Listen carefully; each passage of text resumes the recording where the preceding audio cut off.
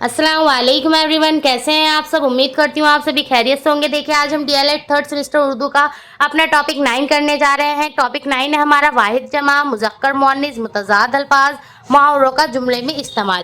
ठीक है, ये टॉपिक्स आपके लिए बहुत ज़्यादा इंपॉर्टेंट है क्योंकि चाहे आपका वाहिद जमा हो, मुज़क्कर मुअन्निस हो, मुतज़ाद अल्फाज हो, मुहावरे हो, इसमें से 1 नंबर का क्वेश्चन आपको एग्जाम में देखने के लिए ज़रूर मिलता है। आप सभी जानते हैं हमारा 25 नंबर का पेपर आता है, ठीक है, जिसमें 18 क्वेश्चन होता है और हमारे लिए एक नंबर बहुत ज़्यादा इंपॉर्टेंट है डीएलएड में, क्योंकि आप सभी ने फर्स्ट सेमेस्टर के एग्जाम दे रखे हैं, सेकंड सेमेस्टर के भी एग्जाम दे रखे हैं। आप सभी को मालूम है एक नंबर से बैक लग जाती है।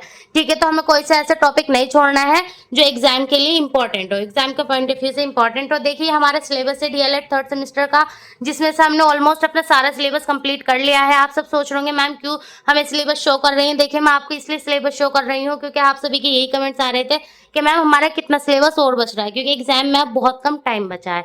ठीक है, आपकी बात बिल्कुल ठीक है। तो चलिए बता देती हूँ, आज हमारा टॉपिक 9 है और 2 या 3 टॉपिक और हैं, सिर्फ आपका सिलेबस कंप्लीट हो जाएगा। देखिए यहाँ से आपका सिलेबस स्टार्ट होता है। स्कूल निज़ाम में उर्दू ज़बान की अहमियत, ये भी हमने कर लिया है। हिंदुस्तान तहजीब की नशोनुमा में उर्दू ज़बान की अहमियत, ये भी टॉपिक हमने कर लिया है। कौमी और इंसानी कुदरतों की तरक्की में उर्दू ज़बान की खिदमत भी कर लिया है टॉपिक हमने। ठीक है, यहाँ तक कि उर्दू अदब की तारीख भी कर लिया, तदरीस नस्र भी कर लिया, तदरीस नज़्म भी कर लिया है। आज हम करने जा रहे हैं वाहिद जमा, मुज़क्कर मुअन्निस और आपके मुतज़ाद अल्फाज, मुहावरों का जुमले में इस्तेमाल। ठीक है, और आप सभी के बहुत ज़्यादा कमेंट्स आ रहे थे कि मैम ये जो टॉपिक है खतूत नोइसी, ये वेरी मोस्ट इंपॉर्टेंट है, हमारे ये टॉपिक करा दीजिए। तो मुझे मालूम है आपका टॉपिक बहुत ज़्यादा इंपॉर्टेंट है। ठीक है, इंशाल्लाह टॉपिक 10 जो वो हम यही करेंगे। देखिए आपको मैं एक चीज़ दिखा देती हूँ, अभी लास्ट ईयर का पेपर है, सन 2024 का पेपर है ये थर्ड सेमेस्टर का, जो 14 तारीख 8वें महीने में हुआ था। ठीक है ना, ये थर्ड सेमेस्टर का पेपर है। वैसे मैं आपको ये पेपर डिटेल में भी कराऊंगी, लेकिन मैं आपको क्यों शो कर रही हूँ, क्योंकि मुझे आपको इसमें से एक क्वेश्चन शो करना था। देखिए ये आपका सन 2024 का क्वेश्चन पेपर है। ठीक है, इसका आप क्वेश्चन नंबर देखिए, आप आ जाइए आगे। क्वेश्चन नंबर देखिए, क्वेश्चन नंबर 17 पर आ जाइए। यहाँ पर आपको एक क्वेश्चन देखने के लिए मिलेगा कि अपनी फूफी के नाम एक खत लिखें जिसमें आपके इंटरमीडिएट इम्तिहान इम्तियाजी नंबरों से पास होने की खबर है। ठीक है, तो ये क्वेश्चन आपका वेरी मोस्ट इंपॉर्टेंट है आपके लिए, क्योंकि सन 2024 में आया तो सन 2025 में भी ये क्वेश्चन रिपीट होने के पूरे चांसेस होते हैं। ठीक है, एक खत के ऊपर आपको एक ना एक क्वेश्चन जरूर देखने के लिए मिलेगा एग्जाम में, या तो खत या दरख्वास्त। तो हमारा जो अब मेन टॉपिक बच रहा है वो है आपका खतूत नोइसी।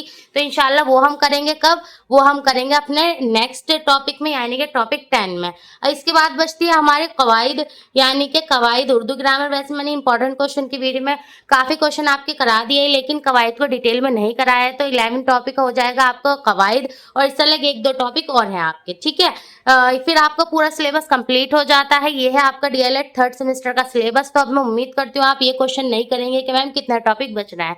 आज टॉपिक 9 कर रहे हैं, इंशाल्लाह आपका टॉपिक 13 तक आपका सिलेबस कंप्लीट हो जाएगा। फिर हम प्रीवियस ईयर पेपर कंटिन्यू करेंगे। ठीक है, चलिए तो स्टार्ट करते हैं आज की वीडियो। जो मेरे चैनल पर फर्स्ट टाइम आया है प्लीज चैनल को सब्सक्राइब कर दीजिएगा, वीडियो को लाइक कर दीजिएगा और इस वीडियो को अपने फ्रेंड तक जरूर शेयर कर दीजिएगा। तो चलिए स्टार्ट करते हैं आज का अपना टॉपिक वाहिद जमा, मुज़क्कर मुअन्निस, मुतज़ाद अल्फाज, मुहावरों का जुमले में इस्तेमाल। देखिए तो स्टार्ट करते हैं अपनी आज की वीडियो। वाहिद किसे बोलते हैं और जमा किसे बोलते हैं। देखिए वाहिद को इंग्लिश में बोलते हैं सिंगुलर और जमा को बोलते हैं प्लूरल। ठीक है, तो सिंगुलर, प्लूरल, वाहिद, जमा क्या है चलिए इन्हें डिटेल में देखते हैं और हमें पता चल गया उर्दू में क्या होता है। वाहिद इंग्लिश में बोलते हैं सिंगुलर, और हिंदी में क्या बोलेंगे, हिंदी में बोलेंगे एक वचन। और प्लूरल को, जमा को हिंदी में क्या बोलेंगे, बहुवचन। मैं तीनों लैंग्वेज में इसलिए बताती हूँ जो आपकी लैंग्वेज समझ में आए, बस आपको पता होना चाहिए कि ये वर्ड क्या होता है और उसके मीनिंग क्या है। ठीक है, तो देखिए स्टार्ट करते हैं वाहिद के डेफिनेशन, यानी कि वाहिद की तारीफ। वाहिद एक चीज को वाहिद कहते हैं, एक चीज या एक शख्स को क्या कहते हैं, वाहिद कहते हैं, जैसे किताब, लड़का वगैरह। ठीक है, वहीं जमा क्या होता है, एक से ज्यादा चीजों को जमा कहते हैं, जैसे किताबें, लड़के वगैरह। चलिए इसके कुछ एग्जाम्पल हम देख लेते हैं। वाहिद जमा आपके लिए वेरी मोस्ट इंपॉर्टेंट है। मैं सन 2023 का भी पेपर भी आपको शो करूंगी, उसमें क्वेश्चन दिया था कि खबर की जमा क्या होगा, असर की जमा क्या होगा, मतलब मैं पेपर भी शो करूंगी, आप देख लीजिएगा। तो ये छोटा सा टॉपिक जरूर है पर आपके लिए बहुत ज्यादा इंपॉर्टेंट होने वाला है। तो वीडियो को बिल्कुल भी स्किप नहीं करना है, कंटिन्यू वीडियो देखनी है, क्योंकि आपकी इतना से स्किप से आपका मेन पॉइंट निकल जाएगा। ठीक है, तो चलिए देखिए, चीज की जमा क्या होगी। चीज की जमा होगी आपकी चीजें, गिलहरी की गिलहरियां, गरीब की गुरबा, जानवर की जानवरों, मजमून की मजामीन, वक्त की औकात, मुल्क की मुल्कों, खतरा की खतरात, कदम के अकदाम, खबर के खबरें। देखिए खबर जो है ये आपके सन 2023 के पेपर में आया था एक क्वेश्चन के खबर की वाहिद बताइए, सॉरी खबर की जमा बताइए। तो खबर की जमा क्या होती है? खबरें होती हैं।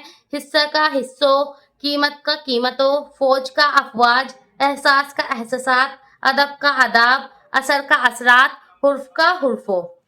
ठीक है, तो ये तो कुछ वाहिद जमा के आपके लिए एग्जाम्पल। ठीक है, ये वैसे कुछ भी दे सकते हैं, सिर्फ मैं आपको क्यों समझा रही हूँ, क्यों मैंने थोड़े से आपको एग्जाम्पल दिए हैं। देखिए इसका सिंपल सी एक ट्रिक है। मान लीजिए कोई ऐसा वर्ड वहां आ जाता है जिसकी जमा आपको मालूम नहीं है, तो आपको क्या करना है, आप ध्यान से देखिएगा। सिर्फ आपको ये आइडिया लगाना है कि वो एक चीज है, इसको हम अगर डबल करेंगे तो क्या वर्ड बनेगा। ठीक है ना, जैसे कि यहाँ तो एहसास एक होता है। ठीक है, इन्होंने क्या करा इसको, अब हमें एक चीज के लिए एहसास है, दूसरी चीज के लिए भी एहसास, तो हम उसको क्या करेंगे, एहसासात। तो कुछ नहीं होता है, सिर्फ वहां पर आपको कुछ भी क्वेश्चन छोड़ के नहीं आना है, जो आपसे आता है वहां लिख कर आना है। ठीक है ना, तो ध्यान से करके आइएगा। वाहिद जमा वेरी मोस्ट इंपॉर्टेंट है आपके एग्जाम के पॉइंट ऑफ व्यू से। चलिए ये तो हो गए वाहिद जमा। आप देख लेते हैं मुजक्कर मुअन्निस। मुजक्कर मुअन्निस क्या होता है? वाहिद जमा के बाद आते हैं हमारे मुजक्कर मुअन्निस। देखिए मुजक्कर को मैस्कुलिन बोलते हैं, मुअन्निस को फेमिनिन बोलते हैं। ठीक है, इसे हिंदी में क्या बोलेंगे? देखिए मुजक्कर को हिंदी में बोलेंगे पुल्लिंग, और वहीं मुअन्निस को क्या बोलेंगे हिंदी में? मुअन्निस को हिंदी में बोलेंगे स्त्रीलिंग। ठीक है, चलिए जल्द से जल्द इसकी डेफिनेशन देख लेते हैं। मुजक्कर की डेफिनेशन क्या होगी? वह लफ्ज जिससे नर मुराद लिया जाए, यानी कि सिंपल लफ्जों में आपसे कहूं तो मुजक्कर उसे कहते हैं जिससे मर्द जात का पता चले। ठीक है ना, जैसे घोड़ा, मर्द, बकरा वगैरह। वहीं मोनिस किसे कहेंगे? मोनिस वह लफ्ज जिससे मादा मुराद ली जाए, यानी कि इसे भी सिंपल लफ्जों में समझाया जाए तो मोनिस यानी कि मोनिस उसे कहते हैं जिससे किसी औरत जात का पता चले। ठीक है, जैसे घोड़ी, औरत, बकरी वगैरह। चलिए इसकी कुछ एग्जाम्पल नीचे देख लेते हैं। बाप, बाप का वो क्या होगा? मोनिस माँ।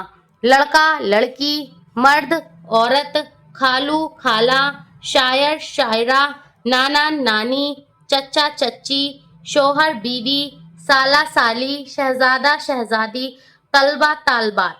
ये हो गए आपके क्या कुछ मुजक्कर और मोनिस। देखिए कितनी छोटी सी डेफिनेशन थी, कितना छोटा सा ये टॉपिक है, पर आपके लिए बहुत ज्यादा इंपॉर्टेंट है, क्योंकि बच्चे क्या करते हैं, उन्हें मालूम नहीं होता है कि मुजक्कर क्या है, मोनिस क्या है, वाहिद क्या है, जमा क्या है, और वो ऐसे क्वेश्चन को छोड़ के आ जाते हैं। आपको छोड़ना कुछ भी नहीं है, पेपर में सब कुछ बहुत अच्छे से करना है। चलिए अब नेक्स्ट टॉपिक देख लेते हैं, मुतजाद अल्फाज। मुतजाद अल्फाज किसे कहते हैं? अब आते हैं आपके मुजक्कर मुअन्निस के बाद मतजाद अल्फाज। मतजाद अल्फाज को इंग्लिश में एंटोनियम वर्ड्स बोलते हैं। ठीक है, वहीं इसे हिंदी में क्या बोलेंगे? विलोम शब्द। विलोम शब्द, इसकी डेफिनेशन देख लेते हैं मतजाद अल्फाज की। जो अल्फाज मायने के लिहाज से एक दूसरे के उलट हों, उलट यानी कि उनके उल्टे या अपोजिट हों, उन्हें मुतजाद अल्फाज कहते हैं। यानी कि मुतजाद अल्फाज आपके वो होते हैं जो किसी के क्या होते हैं? उल्टे होते हैं। ठीक है, अभी मैं एग्जाम्पल के थ्रू भी समझाऊंगी। जैसे आसमान का मतजाद जमीन होगा, यानी कि आसमान का उल्टा क्या होगा? जमीन। ठंडे का उल्टा गर्म, और दिन का मतजाद रात होगा। यहाँ कुछ आपको मैंने एग्जाम्पल दिए हैं। ठीक है, ये आपके एग्जाम के पॉइंट ऑफ व्यू से भी इंपॉर्टेंट है, तो इसे अच्छे से देख लीजिएगा। अल्फाज का मुतजाद देखिए, अल्फाज मुतजाद क्या है? उस्ताद का मुतजाद होगा शागिर्द, इंसान का हैवान, पुराना नया, अमीर गरीब, बहादुर बुजदिल, देश विदेश, खुशी गम। ये जो खुशी है ना मुतजाद, ये आपका सन 2024 के पेपर में पूछा गया था एमसीक्यू में। ठीक है, मारूजी सवालात में खुशी का मुतजाद क्या है, और आपको 4 ऑप्शन वहां दे दिए गए थे। चलिए दिखा देती हूँ। देखिए सन 2024 का पेपर है ये आपका, और ये रहा आपको क्वेश्चन नंबर 3। लफ्ज खुशी का मुतजाद क्या है? वहां आपको 4 ऑप्शन मिले होंगे, सुख, गमी, सुकून और या गम। तो लफ्ज खुशी का मुतजाद क्या होगा? गम होगा। ठीक है ना, तो छोटे छोटे से टॉपिक है, पर आपके लिए फिर बोल रही हूँ बहुत ज्यादा इंपॉर्टेंट है। नेक का क्या होगा? बद, काफिर मोमिन, इज्जत जिल्लत, आसान मुश्किल, रोशनी अंधेरा, दोस्त दुश्मन, बेहतर, बदतर, खुशनुमा, बदनुमा। ये हो गया आपकी क्या मुतज़ाद अल्फाज। ठीक है, चलिए अब हम अपना लास्ट टॉपिक देखते हैं, मुहावरे। देखिए अब अपना थर्ड टॉपिक करेंगे मुहावरे। ठीक है, मुहावरे ये बुक है आपके लिए थर्ड सेमेस्टर की, इसके पीछे कुछ मुहावरे दिए हैं, थोड़े से ये मुहावरे कर लेते हैं, फिर उसके बाद जो आपके प्रीवियस ईयर क्वेश्चन पेपर में पूछे गए थे मुहावरे, फिर उसे भी हम अच्छे से कर लेंगे। ठीक है ना, तो देखिए मुहावरात और इसके इस्तेमाल। इन्होंने पहला मुहावरा दिया था, नाको चने चबाना, यानी कि हर सास अपनी बहू को नाको चने चबाती है।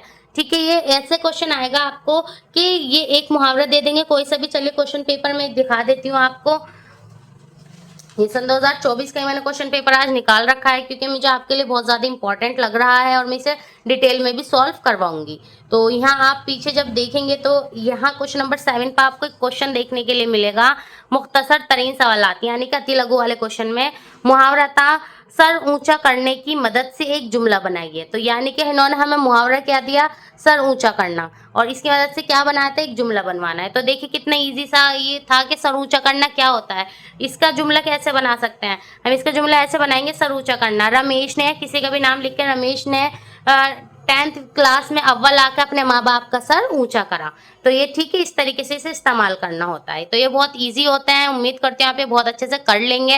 वैसे इस पेपर को मैं डिटेल में कराऊंगी, उम्मीद इंशाल्लाह पूरी कोशिश है मेरी सन 2016 से लेकर अब तक के आपके डीएलएड थर्ड सेमेस्टर के सारे क्वेश्चन पेपर हम सॉल्व करेंगे।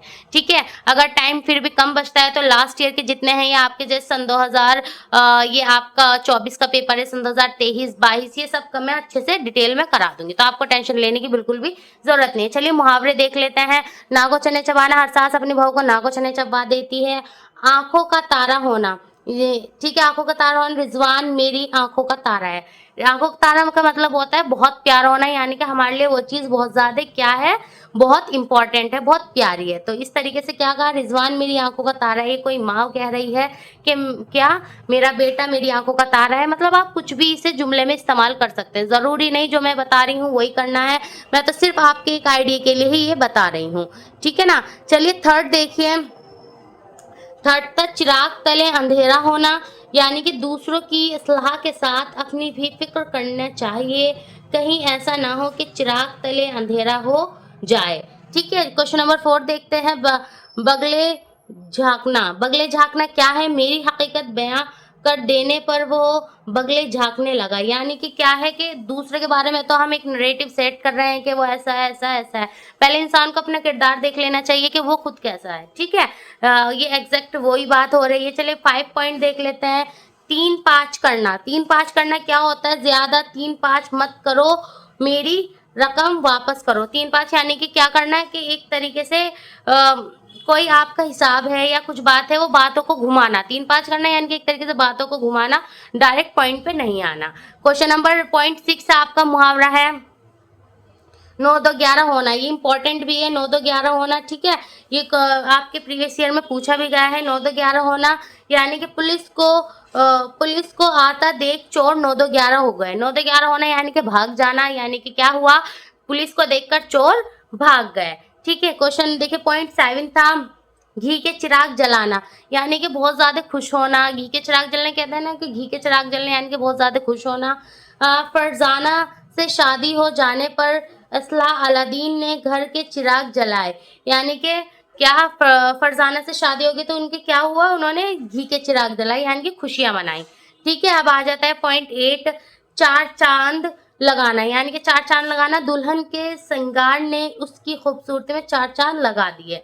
ठीक है, देखिए 9th मुहावरा है आपका पानी फिर जाना, यानी कि तुम्हारी एक नहीं ने मेरी उम्मीद पर पानी फेर दिया। पानी फिर जाना यानी कि मान लीजिए कि किसी पेरेंट्स ने अपने बच्चे से उम्मीद लगाई थी कि वो क्या करेगा, कि वो बड़ा होकर इंजीनियर बनेगा या कुछ बनेगा, लेकिन बच्चे ने क्या कहा, मुझे इंजीनियर नहीं बनना है, मुझे आर्टिस्ट बनना है, इस तरीके से उसने ना कह दिया। तो ये क्या है, माँ बाप की उम्मीद पर क्या हो गया, पानी फिर गया, यानी पानी फिर जाना। अब आ जाता है 10, दाल में काला होना, यानी कि आजकल वो इधर रोज आ रहा है, कहीं दाल में कुछ काला तो नहीं है, यानी कि कोई आपस में बात कर रहे, कह रहे कि वो इंसान यहाँ आजकल बहुत दिख रहा है, कहीं दाल में कुछ काला तो नहीं है, यानी कि उसको उस इंसान को, उस बंदे को हमसे कुछ काम तो नहीं है, इसलिए क्या कह रहे हैं, दाल में काला होना।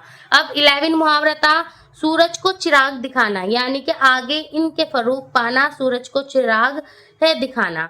12th को आपका मुहावरा है आसमान पर दिमाग होना, यानी कि दौलत हो जाने की वजह से इसका दिमाग आसमान पर है। आसमान पर है यानी कि एक तरीके से गुरूर आ जाना। बहुत से इंसान में गुरूर आ जाता है कि अच्छा हमसे तो ये भी आता है, हमसे तो ये भी आता है, हम पे तो इतनी दौलत है, तो उसका दिमाग क्या है? आसमान पर दिमाग होना। चलिए आगे मुहावरा देखते हैं 13। देखिए 13 मुहावरा है आपका सब्ज बाग दिखाने, यानी कि इलेक्शन के वक्त हर सियासी पार्टी लोगों को सब्ज बाग दिखाती है, यानी कि एक झूठे ख्वाब दिखाना। अब आ जाता है 14, ऊंट के मुंह में जीरा। आगे ऊंट के मुंह में जीरा का क्या होगा जुमला देख लीजिए। आगरा की तरक्की और खूबसूरती के लिए 10 लाख रुपये भी ऊंट के मुंह में जीरे के बराबर हैं। ठीक है, अब आ जाते हैं आपका 15 मुहावरा, उल्टा चोर कोतवाल को डांटे। इसे कहते हैं उल्टा चोर कोतवाल को डांटे, खुद तो आया नहीं और मुझसे कह रहा है कि वादा पूरा नहीं किया। यानी कि उल्टा चोर कोतवाल को डांटे का मुहावरे का मतलब ये होगा कि गलती खुद की और कहना, किसी सामने वाले पे ब्लेम लगाना। अब आ जाता है 16 मुहावरा। देखिए 16 मुहावरा है खून सफेद होना, यानी कि तुम्हारा तो खून सफेद हो गया है, अपने भाई की मदद से कतराते हो। ठीक है, 17 है आपका पानी पानी होना, वे शर्म से पानी पानी हो गया क्योंकि उसके खतूत पढ़े गए। ठीक है ना, पानी पानी होना यानी कि शर्मिंदा होना। अब आ जाता है 18, कलेजा मुंह को आना। वो जब याद आते हैं कलेजा मुंह को आता है। ठीक है, अब आता है 19 हमारा मुहावरा, जूतियों में दाल बटना, यानी कि बूढ़ों की बात ना मानने वालों की जूतियों में दाल बटती है। 20वां यानी कि लास्ट आपका ये मुहावरा है बुक का हाथों हाथ लेना, यानी कि इसने मुझे हाथों हाथ लिया।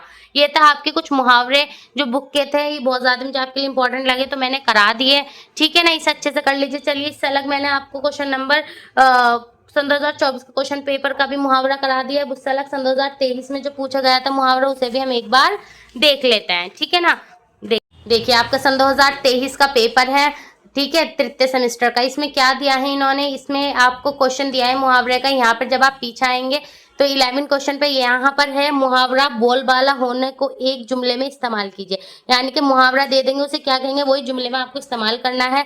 तो देखिए बोलबाला होने को हम कैसे बना सकते हैं, हम इसे ऐसे बना सकते हैं, कुछ भी नाम ले लीजिए, इकरा ले लीजिए, अदनान ले लीजिए या इरम, जो भी आपके मन में नाम आए। ठीक है, आप वहाँ पर क्या लिखेंगे कि इरम ने अपना बिजनेस शुरू करा जिसकी वजह से उसका पूरे शहर में बहुत ज्यादा बोलबाला हुआ। ठीक है, कुछ भी सिंपली आप एक जुमले में इसे इस्तेमाल कर सकते हैं। वही सन 2024 का ये पेपर था। ठीक है, उस पेपर में भी आपको एक मुहावरा बनाने के लिए दिया था, जो मैंने अभी आपको दिखाया भी था कि ये रहा वो आपका मुहावरा था कि सर ऊंचा करने की मदद से एक जुमला बनाइए। तो इसमें भी आप इस तरीके से ही बना सकते हैं कि इरम ने 10वीं में अव्वल आके अपने माँ बाप का सर ऊंचा किया। ठीक है, तो ये थे मुहावरे, ये बहुत इजी होते हैं और आप खुद देख लीजिए, एक एक नंबर के में ये आपको देखने के लिए जरूर मिल रहे हैं। तो ऐसे पॉइंट हमें बिल्कुल भी नहीं छोड़ना। मैंने आपको ऑलमोस्ट वो जितने मुझे इंपॉर्टेंट लगे मैंने सारे मुहावरे, मुतजाद अल्फाज, वाहिद जमा, मुज़क्कर मुअन्निस सब कुछ करा दिया है। ये छोटी सी वीडियो थी आपके लिए, उम्मीद करती हूँ बहुत ज्यादा आपके लिए यूजफुल रहेगी वीडियो। अगर आपको कुछ भी ऐसा डाउट है जो अभी भी रह गया है तो आप मुझे कमेंट्स कर सकते हैं, मैं आपका रिप्लाई कर दूंगी। ठीक है ना, अब इसके बाद हम क्या करेंगे इंशाल्लाह, इसके बाद आपका खतूत नोईसी वाला ही टॉपिक है उसे हम करेंगे, फिर उसके बाद आपके कवायद वगैरह है उसे भी अच्छे से कर लेंगे। तो आपका सिलेबस अब इतना नहीं बच रहा है, थोड़ा ही आपका सिलेबस बचा है, तो प्लीज अपने अच्छे से नोट्स बनाइए, अपनी अच्छे से तैयारी करिए, और आपके रहे प्रीवियस ईयर पेपर की बात तो मैं वो भी करा दूंगी। ठीक है ना, तो चलिए, और हाँ एक चीज और, मैं पोस्ट कर रही हूँ क्वेश्चन, तो प्लीज पोस्ट जरूर चेक करते रहिए। आपके एग्जाम तक मैं एक एक क्वेश्चन जरूर पोस्ट करती रहूंगी, इससे आपकी बहुत अच्छे से प्रैक्टिस हो जाएगी। ठीक है ना, तो चलिए मैं जल्द मिलूंगी आपसे नेक्स्ट वीडियो में, तब तक के लिए टेक केयर, अल्लाह हाफिज।